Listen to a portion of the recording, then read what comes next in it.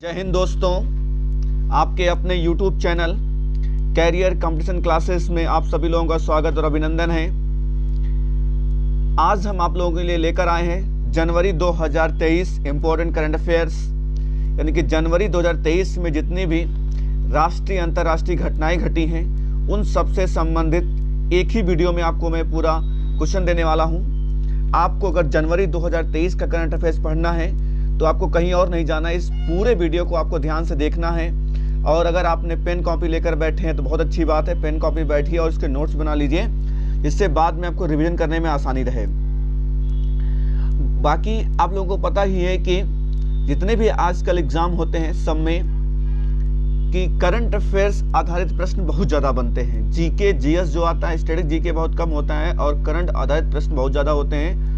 तो इसीलिए current affairs आज की डेट में बहुत इंपॉर्टेंट है। तो करंट अफेयर्स की इंपॉर्टेंस को देखते हुए मैंने सभी क्वेश्चन वही लिए हैं जो कि आपके आने वाले एग्जाम के लिए इंपॉर्टेंट हो सकते हैं। यानी इसमें सभी क्वेश्चन सेलेक्टेड लिए गए हैं और आने वाले एग्जाम के लिए इंपॉर्टेंट क्वेश्चन लिए गए हैं। तो चलिए शुरू करते हैं आज का सेशन। एक बार पुनः टॉपिक है आज का जनवरी 2023 इंपॉर्टेंट करंट अफेयर्स। पहला क्वेश्चन है आज का कि आयरलैंड के नए पीएम यानी कि नए प्रधानमंत्री कौन बने हैं। क्योंकि आप सबको पता है कि जो आयरलैंड है, यहाँ के भी जो प्रधानमंत्री बने वो भारतीय मूल के हैं। आप देख सकते हैं भारतीय मूल के प्रधानमंत्री बने हैं, इसलिए क्वेश्चन ये पूछा जा रहा है। और क्या नाम है इनका? लियो वाराडकर। लियो वाराडकर साहब क्या है? आयरलैंड के नए पीएम बने हैं जो कि भारतीय मूल के निवासी हैं। अगर हम बात करें कि आयरलैंड की राजधानी क्या है, तो आयरलैंड की राजधानी डबलिन है और आयरलैंड की जो मुद्रा है वो यूरो है। अगला क्वेश्चन की बात करेंगे। अगला क्वेश्चन है हिंदी भाषा में साहित्य अकादमी पुरस्कार 2022 में किसे दिया गया है? क्वेश्चन क्या है कि हिंदी भाषा में साहित्य अकादमी पुरस्कार 2022 में किसे दिया गया है? तो सही आंसर हो जाएगा बद्री नारायण। सही आंसर क्या हो जाएगा आपका? बद्री नारायण। 2022 में कुल कितने लेखकों को दिया गया है? 2022 में कुल कितने लेखकों को दिया गया है, ये क्वेश्चन आपको कमेंट करके बताना है कि कितने लोगों को ये पुरस्कार दिया गया है। चलिए क्वेश्चन नंबर 2 की बात कर लेते हैं। क्वेश्चन नंबर 2 क्या कह रहा है कि ग्लोबल फूड सिक्योरिटी इंडेक्स 2022 में, ध्यान सुनिएगा, ग्लोबल फूड सिक्योरिटी इंडेक्स 2022 में पहला देश कौन सा है? तो सही आंसर हो जाएगा इसका फिनलैंड। यानी कि जो ग्लोबल फूड सिक्योरिटी इंडेक्स 2022 है, इसमें जो पहला पुरस्कार यानी कि पहली रैंक जिसकी आई है उसका सही आंसर क्या हो जाएगा? फिनलैंड। कोई भी इंडेक्स हो उसमें भारत की रैंक क्या होती जरूर पूछता है, तो देख लेते हैं भारत की रैंक इसमें क्या है? 68। और जो ये आपका इंडेक्स जारी हुआ ये कौन से बार का? 11वां संस्करण है इसका। चलिए क्वेश्चन नंबर 3 की बात कर लेते हैं। मिसेस वर्ल्ड का खिताब किसने जीता है? मिसेस वर्ल्ड का खिताब किसने जीता है? तो ये जीता है सरगम कौशल जी ने, जो कि जम्मू कश्मीर की रहने वाली है। और मिसेस वर्ल्ड खिताब इस बार भी भारत के हाथ में आया है। ठीक है, चलिए आगे बात करते हैं क्वेश्चन नंबर 4 की। क्वेश्चन नंबर 4 क्या कह रहा है? किस राज्य ने फ्रेंड्स ऑफ लाइब्रेरी शुरू किया है?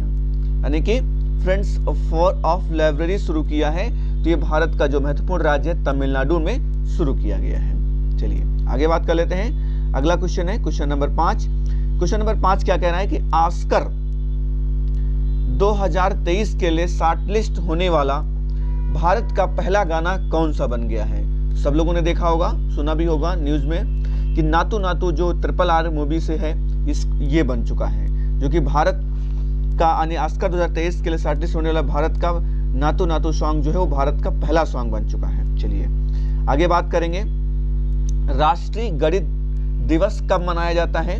तो राष्ट्रीय गणित दिवस जो मनाया जाता है आपका वो 22 दिसंबर को मनाया जाता है। राष्ट्रीय गणित दिवस कब मनाया जाता है? 22 दिसंबर को। और जान लीजिए कि रामानुजम जी की जयंती के उपलक्ष्य में ये राष्ट्रीय गणित दिवस मनाया जाता है। लगातार 3 बार, बहुत इंपॉर्टेंट क्वेश्चन है, इसको मोस्ट इंपॉर्टेंट टिक कर लीजिएगा 2 बार, और ये इंपॉर्टेंट क्वेश्चन रहेगा। लगातार 3 बार नेत्रहीन वर्ल्ड कप 2022 किसने जीता है? यानी कि 2022 तो जीता ही जीता है और साथ साथ में क्या हो गया है, कि लगातार तीसरा मैच जीतने वाला। तो लगातार जीतने वाला कौन बन गया है? तो सही आंसर क्या हो जाएगा इसका? भारत। भारत ने क्या किया है? लगातार नेत्रहीन वर्ल्ड कप 2022 को अपने नाम कर लिया है। और इसका आयोजन कहाँ हुआ था? भारत में ही हुआ था। और उपविजेता कौन रहा है? बांग्लादेश। चलिए क्वेश्चन नेक्स्ट की बात करेंगे, क्वेश्चन नंबर 8 की बात करेंगे। क्वेश्चन नंबर 8 क्या कह रहा है कि भारत की सबसे लंबी सुरंग कहाँ बनाई जा रही है? तो जो सुरंग बनाई जा रही है इसकी जो लंबाई है 12.89 किलोमीटर है। और कहाँ पर बनाई जा रही है? आपकी बनहाल कटरा, जो कि जम्मू कश्मीर में आता है, यानी जम्मू कश्मीर में बनाई जा रही है। ठीक है, चलिए आगे बात कर लेते हैं क्वेश्चन नंबर 9 की। क्वेश्चन नंबर 9 क्या कह रहा है? डेनमार्क के फिर से पीएम कौन बने हैं? तो बने हैं मेटे फ्रेडरिक्सन। मेटे फ्रेडरिक्सन क्या है कि जो डेनमार्क के फिर से पीएम बन गए हैं। ठीक है, चलिए आगे बात करते हैं क्वेश्चन नंबर 10 की। क्वेश्चन नंबर 10 क्या कह रहा है कि अल्पसंख्यक अधिकार दिवस कब मनाया जाता है? क्वेश्चन नंबर 10 क्या कह रहा है? अल्पसंख्यक अधिकार दिवस कब मनाया जाता है? तो सही आंसर हो जाएगा 18 दिसंबर। ठीक है, 18 दिसंबर हो जाएगा। और इस बार की थीम क्या थी? All in for minority rights. ये इस बार की इसकी थीम थी। चलिए क्वेश्चन नंबर 11 की बात कर लेते हैं। क्वेश्चन नंबर 11 क्या कह रहा है कि किस राज्य के तंदूर लाल चने को जीआई टैग दिया गया है? किस राज्य के तंदूर लाल चने को जीआई टैग दिया गया है? तो तंदूर लाल चने ये जो तेलंगाना के हैं, इसे जीआई टैग दिया गया है। और आप लोग जान लीजिए कि जीआई टैग होता क्या है। तो जीआई टैग का मतलब होता है जियोग्राफिकल इंडिकेशन, भौगोलिक संकेतक। भौगोलिक संकेतक इसे कहा जाता है। इससे ये जानकारी मिलती है कि उस क्षेत्र के लिए ये मतलब फिक्स हो जाता है कि उसी क्षेत्र में इसे उपजाया जाएगा, उगाया जाएगा या फिर बोया जाएगा। जैसे तंदूर लाल चने की बात हो गई। आप सब लोग जानते होंगे हर एक क्षेत्र का अपना एक मशहूर प्रोडक्ट होता है। जैसे उत्तर प्रदेश सरकार चला रही है one district one product, one district one product चला रही है। हर राज्य में पूरे राज्य के अंदर जितने भी जिले हैं वो हर एक राज्य एक विशेष उत्पाद के लिए जाना जाए। जैसे बनारस की साड़ियाँ फेमस हैं, आप सबको पता होगा। रामपुर की छोरियाँ फेमस हैं, साथ साथ में अलीगढ़ के ताले फेमस हैं। उसी तरीके से जीआई टैग भी दिया जाता है क्षेत्र वाइज। चलिए क्वेश्चन नंबर 12 कर लेते हैं। क्वेश्चन नंबर 12 क्या कह रहा है? अपना जलवायु परिवर्तन मिशन शुरू करने वाला भारत का पहला राज्य कौन सा बन गया? देखिए बहुत बड़ा क्वेश्चन है और इम्पोर्टेंट है। इम्पोर्टेंट नहीं, मोस्ट इम्पोर्टेंट क्वेश्चन है, टिक कर लीजिएगा सभी लोग। अपना जलवायु परिवर्तन मिशन शुरू करने वाला भारत का पहला राज्य कौन सा बन गया है? तो सही आंसर हो जाएगा तमिलनाडु। अपना जलवायु परिवर्तन मिशन शुरू करने वाला भारत का पहला राज्य कौन सा बन गया है? तमिलनाडु। क्योंकि जलवायु परिवर्तन एक विश्व की समस्या है। आप सोचिए कोई कंट्री अगर करेगी तब तो इम्पोर्टेंट नहीं होगा, लेकिन अगर इस समस्या को हल करने के लिए कोई राज्य शुरू करे तो ये बहुत बड़ा क्वेश्चन बन जाता है। और भारत का ये पहला राज्य बन गया, इस तरीके से ये डबल इम्पोर्टेंट हो सकता है। तो आगे बात कर लेते हैं क्वेश्चन नंबर 13 की। क्वेश्चन नंबर 13 क्या कह रहा है कि भारत का पहला डाई स्काई रिजर्व कहाँ बनाया जाएगा? तो डार्क स्काई रिजर्व आपका लद्दाख में बनाया जाएगा, जो कि भारत का पहला होगा। चलिए आगे बात कर लेते हैं। आगे क्वेश्चन नंबर 14 देख लेते हैं। क्वेश्चन नंबर 14 क्या कह रहा है कि रेलवे बोर्ड के नए अध्यक्ष कौन बने हैं? रेलवे बोर्ड के नए अध्यक्ष कौन बने हैं? तो रेलवे बोर्ड के नए अध्यक्ष बने हैं आपके अनिल कुमार लाहौरी, जो कि सबको पता है 16 अप्रैल 1853 को सबसे पहले हमारी ट्रेन चली थी और नई दिल्ली से इसकी शुरुआत हुई थी। और मंत्री इस समय जो रेल मंत्री कौन है? अनिल बैसड़ो जी हैं। इस समय रेल मंत्री कौन है? अनिल बैसड़ो जी हैं। क्वेश्चन नंबर 15 की बात कर लेते हैं। क्वेश्चन नंबर 15 क्या कह रहा है कि राष्ट्रीय कृषि और ग्रामीण विकास बैंक के नए अध्यक्ष कौन बने हैं? तो इनका सही आंसर हो जाएगा केबी साजी। केबी साजी क्या है?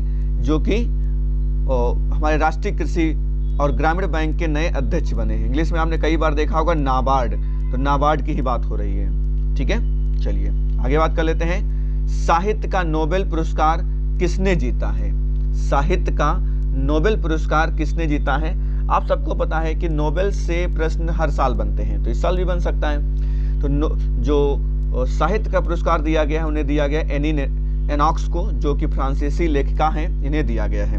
क्वेश्चन नंबर 17 ये भी नोबेल पुरस्कार से संबंधित है। क्वेश्चन कह रहा है कि क्वेश्चन नंबर 17 की बात कर रहे हैं। कह रहा है कि भौतिक विज्ञान में नोबेल पुरस्कार किसे दिया गया है? भौतिक विज्ञान में नोबेल पुरस्कार किसे दिया गया है? मान लीजिए ऑप्शन दिया गया है Alain Aspect, John F Clauser और एंटोनो जिलेंगर। ठीक है, इन तीनों को दिया गया है, आप लोग याद रखना है क्या किया गया है, इन तीनों को दिया गया है भौतिक विज्ञान का पुरस्कार। एलन एस्पेक्ट फ्रांस की रहने वाली है, जॉन एफ क्लॉजर यूएसए के रहने वाले हैं और एंटोन जिलेंगर जो ऑस्ट्रिया के रहने वाले हैं। ठीक है, चलिए आगे बात कर लेते हैं क्वेश्चन नंबर 18 की। क्वेश्चन नंबर 18 क्या कह रहा है? क्वेश्चन नंबर 18 क्या कह रहा है? भारत का पहला विश्व शांति केंद्र कहाँ स्थापित किया जाएगा? तो सही आंसर हो जाएगा आपका गुरुग्राम हरियाणा। कहाँ स्थापित किया जाएगा? गुरुग्राम हरियाणा। ये भारत का पहला विश्व शांति केंद्र होगा जो कि हमारे गुरुग्राम यानी हरियाणा में शुरू किया जाएगा। चलिए क्वेश्चन नंबर 19 की बात कर लेते हैं। दुनिया का पहला तंबाकू निरोधी बिल किस देश की संसद में पेश किया गया है? तो ये बहुत इंपॉर्टेंट क्वेश्चन है कि दुनिया का पहला है। ये सही आंसर इसका हो जाएगा न्यूजीलैंड। न्यूजीलैंड ने क्या किया है कि दुनिया का पहला तंबाकू निरोधी बिल अपने संसद में पेश कर दिया है। क्वेश्चन नंबर 20 की बात करेंगे। क्वेश्चन नंबर 20 क्या कह रहा है कि भारत के पहले, क्वेश्चन नंबर 20 क्या कह रहा है? भारत के पहले सामुदायिक रेडियो स्टेशन दूधवाणी का उद्घाटन किस राज्य में किया गया है? तो सही आंसर हो जाएगा आपका गुजरात। सही आंसर इसका क्या हो जाएगा? गुजरात। क्वेश्चन नंबर 21 की बात करेंगे। 21 की बात कर लेते हैं। 21 क्या कह रहा है? क्वेश्चन नंबर 21 की अगर बात करें तो क्वेश्चन नंबर 21 क्या कह रहा है? भारतीय सेना में पहली महिला स्काई ड्राइवर कौन बनी है? तो ये हो जाएंगे आपके लांस नायक मंजू। लांस नायक मंजू क्या बन गई हैं? स्काई ड्राइवर बन चुकी हैं। ठीक है, चलिए आगे बात कर लेते हैं क्वेश्चन नंबर 22 की। क्वेश्चन नंबर 22 क्या कह रहा है? देख लेते हैं। क्वेश्चन नंबर 22 क्या कह रहा है कि ऑस्कर अवार्ड 2022 किसने जीता है? ऑस्कर अवार्ड 2022 किसने जीता है? तो सही आंसर हो जाएगा विल स्मिथ जो कि अभिनेता हैं हॉलीवुड मूवी के, और इन्होंने जीत लिया है। चलिए आगे बात करेंगे क्वेश्चन नंबर 23 की। क्वेश्चन नंबर 23 क्या कह रहा है? पर्यावरण को बढ़ावा देने के लिए कृष्ण कुंज नामक वृक्षारोपण अभियान किस राज्य ने शुरू किया है? तो वृक्षारोपण अभियान शुरू किया है, ये बात हो रही छत्तीसगढ़ की। आप सभी लोग कमेंट करके बताइए कि छत्तीसगढ़ के इस समय सीएम कौन है, ये आप लोग कमेंट करके बताइएगा।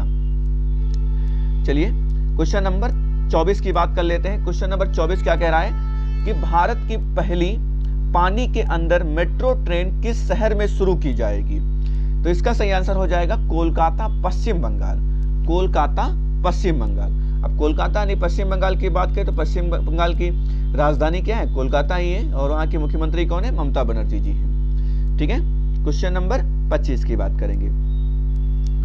अब क्वेश्चन नंबर 25 क्या कह रहा है कि WHO के नए वैज्ञानिक कौन बने हैं? WHO के नए वैज्ञानिक कौन बने हैं? तो ये क्वेश्चन हो गया। इसका आंसर क्या हो जाएगा? डॉक्टर जेरेमी फरार साहब। और आप सबको पता है WHO की स्थापना कब हुई थी? 7 अप्रैल 1948 को, और WHO का हेडक्वार्टर कहाँ है? जिनेवा, स्विट्जरलैंड में। ठीक है, तो इसका आंसर भी आपने देख लिया, साथ साथ इससे संबंधित आपने महत्वपूर्ण प्रश्न भी देख लिए। चलिए आगे बात करते हैं क्वेश्चन नंबर 27 की। 27 क्या कह रहा है? श्रीलंका के 15वें PM कौन बने हैं? सबको पता होगा कि अभी हाल ही में क्या हुआ, श्रीलंका में आपातकाल की स्थिति हो गई थी। वहां के राष्ट्रपति प्रधानमंत्री को वहां की जनता दौड़ा दौड़ा के मार रही थी। तो वहां के कई वहां के जितने भी मंत्री हैं, कई सारे मंत्री, वहां के प्रधानमंत्री, राष्ट्रपति भारत आ गए थे, यहाँ पे शरण ले लिए थे। चलिए लेकिन क्वेश्चन की बात करें तो पूछा है क्वेश्चन कि श्रीलंका के 15वें प्रधानमंत्री कौन बने? तो इनका नाम है दिनेश गुणवर्धने। श्रीलंका की राजधानी क्या है? श्री जयवर्धने है। कई लोग कोलंबस लगाते हैं, कोलंबस नहीं है, श्री जयवर्धने है। और श्रीलंका की मुद्रा क्या है? रुपया है। और वहां के इस समय राष्ट्रपति कौन है? रानिल विक्रमसिंघे हैं। अब बात करेंगे क्वेश्चन नंबर 28 की। क्वेश्चन नंबर 28 क्या कह रहा है? क्वेश्चन नंबर 28 जो है वो आपके नाटो से संबंधित है। क्वेश्चन नंबर 28 की बात करने जा रहे हैं। नाटो शिखर सम्मेलन 2022 की बैठक कहाँ हुई है? तो ये बहुत इंपॉर्टेंट क्वेश्चन है। मैड्रिड, स्पेन की बात कर रहे हैं। नाटो इसका फुल फॉर्म क्या होता है, ध्यान सुनिएगा। नाटो का फुल फॉर्म होता है नॉर्थ अटलांटिक ट्रीटी ऑर्गेनाइजेशन, ठीक है।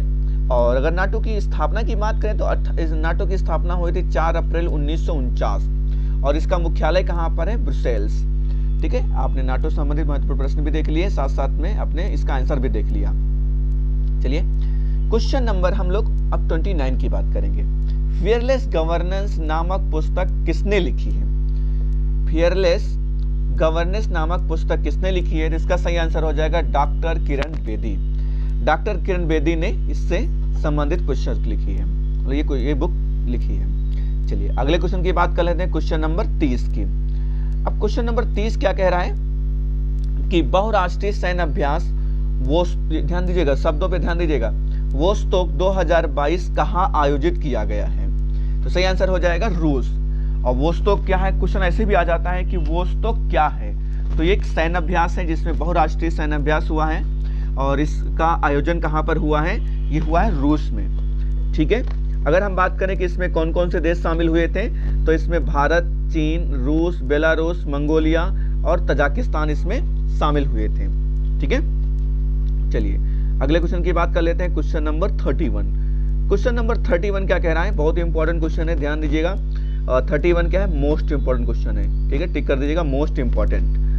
क्वेश्चन नंबर 31 क्या कह रहा है, श्री रामानुजाचार्य की 216 फीट ऊंची मूर्ति स्टेच्यू ऑफ इक्विटी, ध्यान दीजिएगा, statue of equity, statue of equity कहां पर है, कहां पर स्थापित की जा रही है? तो सही आंसर इसका हो जाएगा हैदराबाद। सही आंसर इसका क्या हो जाएगा, हैदराबाद। अब आपने देखा होगा अपने देश में पहले से स्टेच्यू ऑफ, यहां की बात की जा रही है स्टेच्यू ऑफ इक्वलिटी, आपने सुना क्या होगा, स्टेच्यू ऑफ लिबर्टी भी सुना होगा, ठीक है, स्टेच्यू ऑफ यूनिटी भी सुना होगा। अब देखिए 3 क्वेश्चन हो जा रहे हैं, एक साथ हो जा रहे हैं, तो सबको अलग अलग ध्यान रखना है। स्टेच्यू ऑफ जो यूनिटी थी वो आपकी गुजरात में है, लेकिन स्टेच्यू ऑफ इक्वलिटी कहाँ है, आपकी हैदराबाद में है। और स्टेच्यू ऑफ लिबर्टी कहाँ है, आप लोग कमेंट करके बताइएगा। स्टेच्यू ऑफ लिबर्टी कहाँ पर स्थित है, आप लोग कमेंट करके बताइएगा। चलिए नेक्स्ट क्वेश्चन की बात करेंगे 32। ऑक्सफोर्ड डिक्शनरी ने 2022 का word of the year award या फिर कह सकते हो किसे घोषित किया है, यानी किस शब्द को उसने वर्ड ऑफ द ईयर का समझ लीजिए तवज्जो दी है या फिर कह सकते हो उसको घोषित किया है? तो इसका नाम है गोबलिन मोड। इस शब्द का नाम क्या है, गोबलिन मोड, जो कि वर्ड ऑफ द ईयर चुना गया है। क्वेश्चन नंबर 31 की बात कर लेते हैं।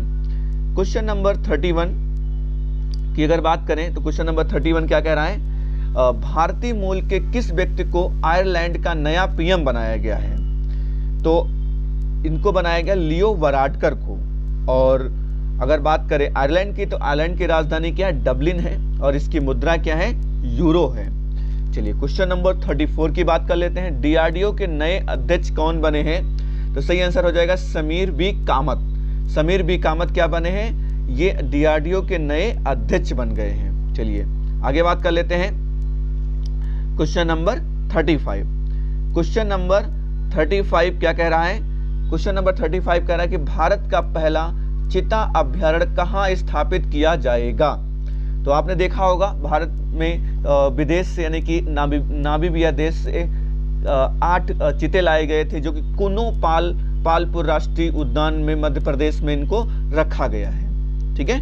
चीता अपने देश में नहीं थे, इसीलिए इंपोर्ट किया गया था और इनको कुनो पालपुर राष्ट्रीय उद्यान में रखा गया है। चलिए क्वेश्चन नंबर 36 की बात कर लेते हैं। क्वेश्चन नंबर 36 क्या कह रहा है, सिंगापुर की तर्ज पर भारत का पहला नाइट सफारी जैव विविधता पार्क कहाँ खोला जाएगा? तो ये सही आंसर हो जाएगा अपने नवाबों के शहर लखनऊ में, जो कि उत्तर प्रदेश की राजधानी है। यानी उत्तर प्रदेश की राजधानी नवाबों के शहर लखनऊ में स्थापित यानी कि खोला जाएगा। अब बात कर लेते हैं क्वेश्चन नंबर 37। क्वेश्चन नंबर 37 क्या कह रहा है, किस देश ने दुनिया में पहली बार माया नामक जंगली आर्कटिक भेड़िया की नकल या कैसे क्लोन बनाई है? तो ऐसा करने वाला चाइना ही हो सकता है। आप सबको पता है कि ऊटपटांग खाना पीना बनाना सब ये कौन सा देश करता है, चाइना करता है। तो चाइना ने क्या किया, भेड़िया की क्लोन बना लिया है, जो कि ऐसा करने वाला दुनिया का पहला बन गया है। तो सही आंसर इसका हो जाएगा चीन। चलिए क्वेश्चन नंबर नेक्स्ट की बात कर लेते हैं। क्वेश्चन नंबर नेक्स्ट क्या कह रहा है, क्वेश्चन नंबर नेक्स्ट यानी 38 क्या कह रहा है, 7 दशकों के बाद भारत चिता किस देश से लेकर आया है। तो सही आंसर नामीबिया हो जाएगा, मैंने ऊपर भी बताया था। क्वेश्चन नंबर 39 हो जाएगा, मिस इंडिया वर्ल्ड 2022 किसे चुना गया है।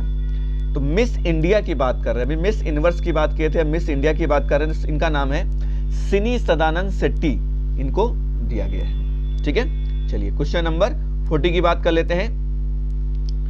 क्वेश्चन नंबर 40 क्या कहता है, क्वेश्चन नंबर 40 क्या कह रहा है देख लेते हैं। क्वेश्चन नंबर 40 कह रहा है कि WHO ने मंकी पास का नया नाम क्या रखा है। तो आपने देखा होगा मोदी गवर्नमेंट नाम बदलने बहुत आगे है। तो WHO ने कहा कि हम क्यों पीछे रहे भाई। WHO ने क्या किया है कि जो मंकी पॉक्स था, मंकी पॉक्स का नाम बदल करके क्या कर दिया है, अब एम पॉक्स कर दिया है। अब आपको सुनने में, दिखने में या पढ़ने में आसान होगा। क्वेश्चन नंबर 41 की बात करते हैं। बैडमिंटन टूर्नामेंट 32 यानी कि 32वां थॉमस कप 2022 किसने जीता है। तो बिल्कुल सही आंसर हो जाएगा, ये आपका सही आंसर हो जाएगा भारत। और ऐसे भी क्वेश्चन आते हैं कि थॉमस कप किस खेल में दिया जाता है। तो बैडमिंटन टूर्नामेंट, तो यहाँ तो क्वेश्चन इसी में हो गया, लेकिन ऐसे भी आप लोग याद रखिएगा। अब बात करते हैं क्वेश्चन नंबर 42 की। क्वेश्चन नंबर 42 क्या कह रहा है देख लेते हैं। क्वेश्चन नंबर 42 क्या कह रहा है देख लेते हैं। 42 कह रहा है कि द्विपक्षीय समुद्री अभ्यास सिम्बेक्स 2022, शब्दों पे ध्यान दीजिएगा, सिम्बेक्स 2022 का आयोजन भारत और किस देश के साथ हुआ है। देखिए सैन्य अभ्यास क्या होते हैं, दो देशों के बीच में, तो द्विपक्षीय दो देशों के बीच हुआ है, किस देश के बीच में हुआ है। तो इसका सही आंसर हो जाएगा आपका सिंगापुर, यानी भारत और सिंगापुर।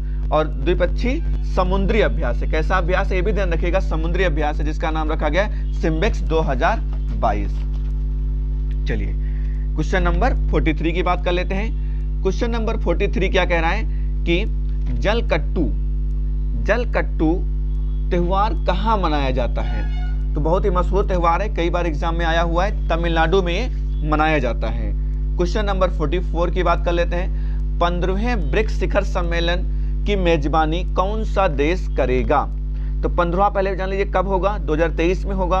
और कौन सा देश करेगा, ये करेगा दक्षिण अफ्रीका। कौन सा देश करेगा, दक्षिण अफ्रीका। चलिए क्वेश्चन नंबर 45 की बात कर लेते हैं। क्वेश्चन नंबर 45 क्या कह रहा है देख लेते हैं। क्वेश्चन नंबर 45 कह रहा है कि भगवान बुद्ध की साइन मुद्रा में दुनिया की सबसे लंबी, यानी दुनिया की सबसे लंबी 100 फीट, कितनी लंबी, 100 फीट कहां बनाई जा रही है। तो इसका सही आंसर क्या हो जाएगा आपका, गया। कौन सा, बोध गया। सबको पता है बोध गया और गया एक ही है, और कहां है ये आपका, बिहार में है। क्वेश्चन नंबर 46 की बात कर लेते हैं। मीमकुट त्योहार किस राज्य में मनाया जाता है। तो सही आंसर हो जाएगा मिजोरम। सही आंसर क्या हो जाएगा इसका, मिजोरम। क्वेश्चन नंबर 47 की बात कर लेते हैं। भारत के नौसेना प्रमुख कौन बने हैं, यानी कि वर्तमान समय में भारत के नौसेना प्रमुख कौन है। तो सही आंसर हो जाएगा आर हरि कुमार। और अगर नौसेना की बात करें तो इसका हेडक्वार्टर कहाँ है, न्यू दिल्ली।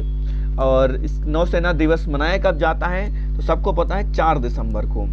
ठीक है, क्वेश्चन नंबर 48 की बात कर लेते हैं। क्वेश्चन 48 क्या कह रहा है देखते हैं। 48 कह रहा है कि भारतीय तटरक्षक ICG का नया महानिदेशक किसे नियुक्त किया गया है। तो सही आंसर इसका हो जाएगा बीरेंद्र सिंह पठानिया। किसे नियुक्त किया गया है, बीरेंद्र सिंह पठानिया को नियुक्त किया गया है। और क्वेश्चन नंबर 49 की बात करते हैं। भारत के नए मुख्य आर्थिक सलाहकार किसे नियुक्त किया गया है। तो ये हो जाएंगे वी अनंत नागेश्वरन को बनाया गया है। एक और बात कर लेते हैं क्वेश्चन नंबर 50 की। भारतीय वायुसेना प्रमुख किसे बनाया गया है। तो सही आंसर हो जाएगा इसका विवेक राम चौधरी। किसे बनाया गया है, विवेक राम चौधरी। और भारतीय सेना की अगर बात कर लें कि भारत की सेना के प्रमुख कौन बने हैं, तो मनोज पांडे बने हैं। एक बार फिर से देख लीजिए, मैंने तीनों बता दिया है। वायुसेना के प्रमुख कौन है, विवेक राम चौधरी हैं। और भारतीय सेना के प्रमुख कौन है, मनोज पांडे जी हैं। ठीक है, आगे बात करते हैं। NHAI national authority of India. NHAI का फुल फॉर्म क्या होगा, नेशनल अथॉरिटी ऑफ इंडिया की नई अध्यक्ष कौन बनी है, कि नई अध्यक्ष कौन बनी है? तो इसका सही आंसर हो जाएगा अलका उपाध्याय जी बनी है। कौन बनी है? अलका उपाध्याय। 53 की बात कर लेते हैं। एनडीआरएफ के नए महानिदेशक कौन बने हैं? तो सही आंसर हो जाएगा अतुल करवाल। और इसी तरीके से सीआईएसएफ के नए महानिदेशक कौन बने हैं? तो इनका हो जाएगा सीलवर्धन सिंह। इसी तरीके से क्वेश्चन एक और है, रेलवे बोर्ड के नए सीईओ कौन बने हैं? सही आंसर हो जाएगा बी के त्रिपाठी। अगला क्वेश्चन है, महिला आयोग की अध्यक्ष कौन है? तो सही आंसर हो जाएगा रेखा शर्मा। और एक और क्वेश्चन है इसी तरीके का, एनएसजी के महानिदेशक कौन बने हैं? तो सही आंसर हो जाएगा परवीर छाबड़ा। परवीर छाबड़ा क्या है इस समय एनएसजी के महानिदेशक हैं। तो नेक्स्ट क्वेश्चन की बात कर लेते हैं। नेक्स्ट क्वेश्चन क्या कह रहा है आपका, देख लेते हैं। Question number 58। क्वेश्चन नंबर 58 क्या कह रहा है, देखते हैं। क्वेश्चन नंबर 58 कह रहा है कि 24 फरवरी में रूस से यूक्रेन ने हमला किया था। सबको पता है कि ये कब की बात है। क्वेश्चन ऐसे बनेगा कि सबसे पहले जो रूस यूक्रेन का जो इस समय युद्ध चल रहा है, इसकी शुरुआत कब हुई थी? इसकी शुरुआत कब हुई थी? तो सही आंसर है इसका 24 फरवरी। आप देख लेंगे एक साल पूरा होने वाला है। ठीक है, एक साल हो चुका है। क्वेश्चन नंबर 59 क्या कह रहा है, आर्थिक संकट के चलते दिवालिया हुआ श्रीलंका। अब क्वेश्चन ऐसे बन सकता है कि आर्थिक संकट के चलते कौन सा देश दिवालिया हो चुका है? सही आंसर हो जाएगा आपका श्रीलंका। 26 जनवरी 2023 को जो गणतंत्र दिवस हुआ है, ये किस नंबर का था? तो सही आंसर हो जाएगा 74वां। और अगर बात करें कि 26 जनवरी 2023 को हमारा 26 जनवरी को ही गणतंत्र दिवस क्यों मनाते हैं? क्योंकि इसी दिन क्या हुआ था, संविधान लागू हुआ था। ठीक है, बहुत ही आसान क्वेश्चन था, लेकिन फिर भी देख लेते हैं क्योंकि अभी हुआ है। जनवरी का हम लोग करंट अफेयर्स पढ़ रहे हैं। इसी तरीके से एक और क्वेश्चन बहुत इंपॉर्टेंट है कि 26 जनवरी 2023 के मुख्य अतिथि कौन थे? तो मुख्य अतिथि कौन थे? Abdel Fattah el Sisi. Abdel Fattah el Sisi जो कि मिस्र के राष्ट्रपति हैं, और इस बार के हमारे यानी कि हमारे भारत देश का जो गणतंत्र दिवस मनाया गया है, उसके ये क्या थे? उसके ये मुख्य अतिथि हैं। चलिए आगे बात कर लेते हैं इसी में कि अगर इस बार किस थीम पे रखा गया था, तो जन भागीदारी, पार्टिसिपेशन ऑफ कॉमन पीपल, इस मतलब इसका जो मुख्य उद्देश्य था। और अगर बात करें कि इस बार गणतंत्र दिवस की परेड 2023 की कहां पर आयोजित की गई थी, तो सही आंसर हो जाएगा इसका कर्तव्य पथ। ये बहुत इंपॉर्टेंट क्वेश्चन है। क्यों? क्योंकि आप सबको पता है कि मोदी सरकार ने इसका नाम चेंज किया है, और इसके पहले इसका क्या नाम था? राजपथ। इसके पहले इसका क्या नाम था? राजपथ। और ऐसा पहली बार हुआ है कि जो गणतंत्र दिवस की परेड हुई है वो कहां पर हुई है? कर्तव्य पथ पे हुई है। चलिए आगे बात कर लेते हैं। इस बार जैसे आप सबको पता है कि 26 जनवरी को हमारे जितने भी पुरस्कार होते हैं, पद्म पुरस्कार जो होते हैं, उनकी घोषणा की जाती है। इस बार भी घोषणा की गई है। और इस बार अगर बात करें तो कुल 106 पद्म पुरस्कारों की घोषणा की गई है, जिनमें से बात कर लेते हैं कि कितने पद्म विभूषण, कितने पद्म भूषण और कितने पद्मश्री पुरस्कारों की घोषणा की गई है। तो आप देख सकते हैं कि इस बार क्या हुआ है कि पद्म विभूषण की संख्या कितनी है? 6 है। 6 लोगों को पद्म विभूषण दिया गया है। और कौन कौन से जान लेते हैं। सबसे पहले दिया गया है स्वर्गीय श्री मुलायम सिंह यादव, जिनकी मरणोपरांत दिया गया है। और दूसरा क्वेश्चन है बालकृष्ण दोषी, ये वास्तुकला से संबंधित हैं। जाकिर हुसैन कला से संबंधित है, इनको भी दिया गया है। SM कृष्णा, इनको भी दिया गया, पब्लिक अफेयर से ये भी संबंधित थे। और अगर पांचवी की बात करें, दिलीप महलाब बिस्ट को दिया गया, जो चिकित्सा संबंधित थे। और श्रीनिवास वर्धन, ये भी मरणोपरांत को दिया गया, जो साइंस टेक से संबंधित थे। और ये बहुत इंपॉर्टेंट है क्योंकि ये इस समय यूएसए में रहते हैं, भारतीय मूल के, लेकिन यूएसए में रहते, गलत हो गया। ये वर्धन जो हैं, ये भारतीय अमेरिकी निवासी, भारतीय जैसे हम लोग बोलते हैं ना कि भारतीय मूल निवासी, वैसे ये अमेरिकी मूल निवासी हैं और इनको दिया गया है। ठीक है, तो इस बार 6 लोगों को दिया गया है। और ये क्वेश्चन ऐसे ही पूछता है एग्जाम में कि जैसे मान लो मुलायम सिंह यादव को दिया गया, तो क्वेश्चन ये पूछता है कि था ये किससे संबंधित, क्वेश्चन ऐसे पूछता है किससे संबंधित है, ये किस राज्य से रिलेटेड है। तो क्वेश्चन ऐसे ही बनेगा। तो आप लोग 6 पद्म विभूषण इस बार दिए गए हैं, 6 के नाम देख लेंगे। फिर से देख लेते हैं। मुलायम सिंह यादव, बालकृष्ण दोषी, जाकिर हुसैन, SM कृष्णा, दिलीप महलाब बिस्ट और साथ साथ में श्रीनिवास वर्धन। और ये भी देख लीजिए कि मुलायम सिंह यादव उत्तर प्रदेश के रहने वाले थे, जो कि एक बार रक्षा मंत्री और 3 बार मुख्यमंत्री रह चुके थे। बालकृष्ण दोषी वास्तुकला से संबंधित हैं, गुजरात के निवासी थे। जाकिर हुसैन कला से संबंधित है, महाराष्ट्र के रहने वाले थे। SM कृष्णा पब्लिक अफेयर्स, ये भी मतलब बिल्कुल पब्लिक अफेयर्स से रिलेटेड हैं। दिलीप महिला बेस्ड चिकित्सा से संबंधित हैं। और Srinivasa Varadhan science and tech, मैंने बताया ना कि ये अमेरिकी मूल निवासी हैं, जो कि वेस्ट बंगाल से हैं। वेस्ट बंगाल से कौन बात कर रहे हैं? दिलीप महिला बेस्ड की बात कर रहे हैं। चलिए आगे बात कर लेते हैं। क्वेश्चन ऐसे भी बन सकता है कि कितने पद्म भूषण दिए गए? तो 9 लोगों को दिया गया है। और पद्म श्री इस बार 91 लोगों को दिया गया है। ठीक है, और सब लोग को पता है कि पद्म पुरस्कार किसके द्वारा दिया जाता है? तो राष्ट्रपति के द्वारा दिया जाता है।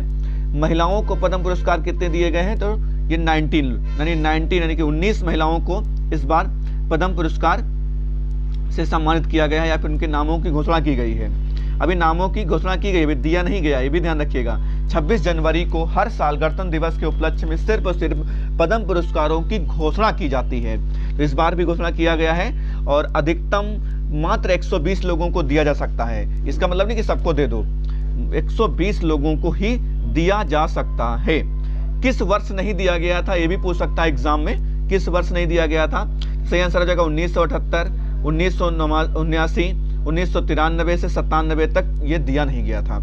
एक क्वेश्चन बहुत इंपॉर्टेंट है कि इस बार कितने लोगों को भारत रत्न पुरस्कार दिया गया है? फिर से सुन लीजिएगा। 26 जनवरी 2023 को भारत रत्न पुरस्कार देने की कितने लोगों के देने की घोषणा हुई है? तो सही आंसर उसका 0 हो जाएगा। इस बार भी भारत रत्न पुरस्कार किसी को भी नहीं दिया गया है। चलिए आगे बात कर लेते हैं। महिला अंडर 19 वर्ल्ड कप T20, तो आपने देखा होगा महिला T20 वर्ल्ड कप है उसको भी भारत ने जीत लिया है, इसलिए इंपॉर्टेंट बन जाता है क्वेश्चन यहाँ से। तो महिला अंडर 19 वर्ल्ड कप 2022 किसने जीता है? तो सही आंसर हो जाएगा भारत ने जीता है। और किसकी कप्तानी में जीता है? शेफाली वर्मा की कप्तानी में जीता है। कहाँ हो रहा था ये मैच? दक्षिण अफ्रीका में हो रहा था। और आपको जान के खुशी होगी, ये पहला संस्करण था और पहला ही भारत ने जीत लिया है। जैसे T20 वर्ल्ड कप जो शुरुआत हुई थी सबसे पहले भारत ने ही जीता था, उसी तरीके से महिला अंडर 19 वर्ल्ड कप जो पहला हुआ है उसको भी भारत ने जीत लिया। उपविजेता कौन रहा था? श्रीलंका, आपका इंग्लैंड हो जाएगा। और सर्वाधिक रन श्वेता ने बनाए, जो भारत की खिलाड़ी हैं। और अगर बात करें कि सर्वाधिक विकेट लेने वाले, तो मैगी क्लार्क हैं, जो कि ऑस्ट्रेलिया के प्लेयर्स हैं। और इस तरीके से एक और क्वेश्चन देख लेते हैं कि जो दूसरा संस्करण होगा वो कहाँ पर होगा? पहली बात जान लीजिए कि दूसरा संस्करण जो होगा वो 2025 में होगा। कब होगा? 2025 में होगा। और कहाँ होगा? ये सही आंसर इसका हो जाएगा मलेशिया और थाईलैंड दोनों देशों में खेला जाएगा। और तीसरा संस्करण जो होगा वो 2027 में होगा, जो कि बांग्लादेश और नेपाल में खेला जाएगा। ठीक है, अब बहुत कम आप देखते होंगे कि नेपाल में खेला जाता है, लेकिन आपको ये अंडर 19 जो T20 वर्ल्ड कप होगा वो आपको नेपाल में देखने को भी मिलेगा 2027 में। अगर बात करें कि ICC अंडर 19 पुरुष ODI वर्ल्ड कप 2012 या कह सकते हो कि 2022 का किसने जीता था? क्योंकि 2022 इसलिए इंपॉर्टेंट कि 2022 का भी हो चुका है। किसने जीता था? सही आंसर इसका भी हो जाएगा भारत। तो देख लीजिए आपका कि अंडर 19 में महिला का भी भारत ने जीता है और पुरुष का भी भारत ने जीता, यानी कि मेल फीमेल दोनों का जीता है। और इसका आयोजन कहाँ किया गया था? वेस्ट इंडीज में। इसका आयोजन कहाँ किया गया था? वेस्ट इंडीज में इसका आयोजन हुआ था। आयोजन किस खेल का कहाँ हो रहा है ये बहुत पूछता है, तो इस पर आप लोगों को विशेष ध्यान देना है। चलिए आगे क्वेश्चन की बात कर लेते हैं। आगे जो क्वेश्चन है वो दिवस से संबंधित है कि कौन कौन से दिवस महत्वपूर्ण हमारे जनवरी माह में मनाए जाते हैं, इनकी बात कर लेते हैं। तो सबसे पहला क्वेश्चन है कि अंतर्राष्ट्रीय परिवार दिवस कब मनाया जाता है? तो सही आंसर आपका हो जाएगा अंतर्राष्ट्रीय परिवार दिवस 1 जनवरी को मनाया जाता है, जिसकी शुरुआत 1999 से हुई थी। इसकी शुरुआत कब से हुई थी? 1999 से हुई थी। और भारतीय प्रवासी दिवस कब मनाया जाता है? सही आंसर इसका हो जाएगा 9 जनवरी को मनाया जाता है। और इस बार 17वां मनाया गया। इस बार कौन सा मनाया गया है? 17वां मनाया गया है। और जान लीजिए कि ये हर 2 वर्ष बाद मनाया जाता है। बहुत सारे ऐसे प्रश्न बनते हैं कि जो थोड़ा सा अलग होते हैं, उसी तरीके से ये अलग है। भारतीय प्रवासी दिवस हर साल नहीं मनाया जाता है, ये क्या होता है कि हर 2 वर्ष बाद मनाया जाता है। इस पर आप लोगों को विशेष ध्यान देना है कि ज़्यादातर क्या होता है कि ज़्यादातर हर वर्ष मनाए जाते हैं, प्रत्येक वर्ष मनाए जाते हैं, और ये 2 वर्ष मनाया जाता है। तो आपको यहाँ पर कह सकते हो यहाँ पर एक मिस्टेक होने के चांसेस ज़्यादा रहते हैं, तो इसको गलत नहीं करना है। आगे बात कर लेते हैं। अगला क्वेश्चन है कि विश्व हास्य दिवस कब मनाया जाता है? तो ये 7 मई को होता है, और राष्ट्रीय युवा दिवस जो है ये आपका 12 जनवरी को मनाया जाता है, और स्वामी विवेकानंद की जयंती के उपलक्ष्य मनाया जाता है, और इसकी शुरुआत 1984 से हुई थी। ठीक है। थल सेना की बात करें, थल सेना दिवस हमारा 15 जनवरी को मनाया जाता है, और इसकी शुरुआत 1949 से हुई थी। आगे बात करेंगे नेताजी सुभाष चंद्र बोस की जयंती कब मनाई जाती है? तो सही आंसर 23 जनवरी हो जाएगा, और जो नेताजी की जयंती है उसे पराक्रम दिवस के रूप में मनाया जाता है, पराक्रम दिवस के रूप में मनाया जाता है। इसी तरीके से बात करते हैं कि राष्ट्रीय बालिका दिवस कब मनाया जाता है? तो राष्ट्रीय बालिका दिवस आपका 24 जनवरी को मनाया जाता है, और राष्ट्रीय बालिका दिवस की शुरुआत जो हुई थी वो 2008 से हुई थी। ठीक है। राष्ट्रीय पर्यटन दिवस की बात करें तो राष्ट्रीय पर्यटन दिवस आपका 25 जनवरी को मनाया जाता है, और इसकी शुरुआत 1948 से हुई थी। अगर बात करें 12वां मतदाता दिवस कब मनाया गया है? तो 25 जनवरी को मनाया गया है, और इस बार फोकस किया गया था मजबूत लोकतंत्र के लिए चुनावी साक्षरता, यानी चुनावी साक्षरता बहुत जरूरी है, क्योंकि मजबूत लोकतंत्र के लिए जरूरी है। तो इसी पर इस बार कैसे मतलब फोकस किया गया है, कह सकते हैं इसकी थीम थी। और अगर बात करें कि गणतंत्र दिवस की बात करें तो गणतंत्र दिवस आप सबको पता है कि 26 जनवरी को मनाया जाता है। अंतर्राष्ट्रीय प्रलय दिवस कब मनाया जाता है? तो सही आंसर इसका हो जाएगा 27 जनवरी। ये थोड़ा सा ध्यान से सुनिएगा, बहुत अच्छी स्टोरी है। अंतर्राष्ट्रीय प्रलय दिवस इसलिए मनाया जाता है कि हुआ क्या था कि जर्मनी ने यूरोप की यहूदी आबादी को 2/3 यानी कि जब हमारा द्वितीय विश्व युद्ध चल रहा था उस समय क्या हुआ था कि यहूदी आबादी को 2/3 आबादी को इन्होंने जर्मनी ने मार डाला था, समझ लीजिए। तो इसीलिए सेकंड वर्ल्ड वार में ऐसा हुआ था। इसी को याद करने के लिए ये दिवस मनाया जाता है, इन्हीं लोगों को याद करने के लिए, यानी कि इनके जो मतलब शहीद हुए थे या फिर मार दिए गए थे, इनको याद करने के लिए ये दिवस मनाया जाता है। आगे बात करेंगे लाला लाजपत राय की जयंती कब मनाई जाती है? सही आंसर इसका हो जाएगा 28 जनवरी। डेटा संरक्षण दिवस ये भी 28 जनवरी। शहीद दिवस कब मनाया जाता है? तो सही आंसर हो जाएगा 30 जनवरी हो जाएगा। और ये शहीद दिवस कौन सा है? महात्मा गांधी की जो पुण्यतिथि है वो मनाया जाता है। और एक और होता है जो 23 मार्च को होता है, जब पता है कि उसमें शहीद भगत सिंह जैसे वीर योद्धाओं को फांसी दी गई थी, इसलिए मनाया जाता है। लेकिन 30 जनवरी वाला महात्मा गांधी जी की पुण्यतिथि के उपलक्ष्य में मनाया जाता है। चलिए आगे बात कर लेते हैं कि प्रवासी हिंदी दिवस कब मनाया जाता है? प्रवासी हिंदी दिवस आपका 9 जनवरी को मनाया जाता है। ठीक है, मैंने अलग से आपको बता रखा है कि यहाँ पर देख लीजिए, ये बहुत इंपॉर्टेंट है कि जैसे परिवार दिवस मैंने आपको बताया, तो परिवार दिवस की इस बार थीम क्या थी? परिवार एक साथ एक उज्जवल भविष्य के लिए लचीलापन निर्माण। ये क्या थी? परिवार दिवस की इस बार की थीम थी। जैसे मैंने ऊपर आपको बताया कि भारतीय प्रवासी दिवस मनाया जाता है, तो लेकिन इसकी इस बार की थीम क्या थी? प्रवासी अमृत काल में भारत की प्रगति के विश्वसनीय भागीदार, यानी कि reliable partners for India's progress in Amrit Kaal, ये हो जाएगा। इसी तरीके से विश्व हास्य दिवस 2022 की थीम क्या थी? हंसी और खुशी में दुनिया को बदलने की ताकत है। हंसी और खुशी में दुनिया को बदलने की ताकत है। इसी तरीके से आपको बता देते हैं कि राष्ट्रीय बालिका दिवस की थीम क्या रही इस बार की? तो राष्ट्रीय बालिका दिवस की थीम थी 24 जनवरी 1966 को इंदिरा गांधी पहली बार प्रधानमंत्री बनी थी, इसीलिए राष्ट्रीय बालिका दिवस मनाया जाता है 24 जनवरी को ही। और थीम थी लड़कियों को अपने अधिकारों के प्रति जागरूक बनाना। अंतर्राष्ट्रीय बालिका दिवस का ये मतलब राष्ट्रीय बालिका दिवस का ये मुख्य उद्देश्य था। अगर अलग से आपको एक्स्ट्रा जानकारी में दें कि अंतर्राष्ट्रीय बालिका दिवस कब मनाया जाता है, तो सही आंसर हो जाएगा आपका 11 अक्टूबर। लास्ट क्वेश्चन है कि पर्यटन दिवस की थीम क्या थी?